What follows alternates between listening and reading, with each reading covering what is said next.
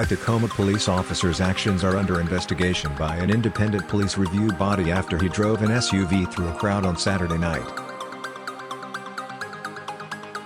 Footage of the incident was widely shared on social media and showed a police vehicle knocking several people to the ground and running over at least one person as onlookers screamed. 2 people were injured and taken to hospitals, according to the Pierce County Force Investigation Team, which is conducting the review. The injuries are not expected to be life-threatening, and 1 person had been released as of Sunday morning. In response to the incident, a large crowd gathered in Tacoma on Sunday evening to protest against the police department. As they marched through downtown, some in the crowd broke windows at buildings including a bail bonds office and the county city building. Mayor Victoria Woodards said in a statement Sunday that Saturday night's incident is being taken very seriously and that she's called on the city manager and police chief to ensure that everyone involved is held accountable. For those who woke up this morning feeling outrage, frustration, grief, heartbreak, or confusion, I understand and honor your feelings, she said. I, too, am deeply saddened by what we saw last night. I know our community's resiliency continues to be tested, Woodards' statement continued. Last year, the death of Manuel Ellis while in Tacoma police custody spurred protests and outrage in the South Sound City. I am concerned that our department is experiencing another use of deadly force incident, Tacoma Interim Police Chief Mike Cake said in a statement Saturday night. I send my thoughts to anyone who was injured in tonight's event. Besides the 2 people who were hospitalized, we're not aware of anyone else seeking treatment for injuries sustained as a result of the incident, Captain Dan Pashin, a spokesman for the Pierce County Force Investigation Team, said Sunday.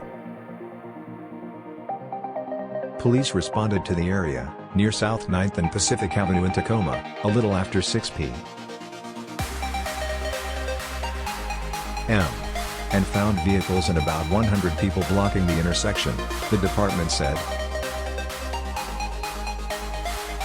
The people had gathered for a street race, the News Tribune reported. In the statement released Saturday night, Tacoma police said that officers were trying to clear the intersection when one vehicle was surrounded by a crowd. People hit the body of the police vehicle and its windows as the officer was stopped in the street, the department said. The officer, fearing for his safety, drove forward striking one individual and may have impacted others. The officer stopped at a point of safety and called for medical aid, according to the department, which did not name the officer.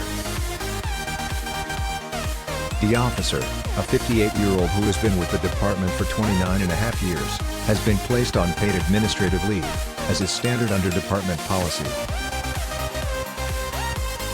The incident led protesters to gather in downtown Tacoma, both on Saturday and the immediate aftermath as well as on Sunday evening, when about 100 people had massed in Frost Park as at about 7:30 p.m. Loosely filling the park, which includes a small patch of grass and stairs in Tacoma's historic downtown, people on Sunday held signs that said "Defund TPD" and "Justice for Manuel Ellis." We want to see the officer actually fired and charged, said Jacob, a lifelong Tacoma resident who declined to give his last name. He held a "Defund TPD" sign. Paid vacation isn't a punishment. Soon, some maskless men approached him, saying that the street racers were also in the wrong. One said that the night's protest was a recipe for disaster, warning him police were likely to come break it up. No law enforcement presence was visible early in the protest. Later, as the crowd grew to at least 200 and chanted "Whose lives matter? Black Lives Matter," demonstrators barricaded streets to keep cars out and someone set a trash can on fire. By about 8:15 p.m., they were marching through downtown, and some in the crowd were breaking windows,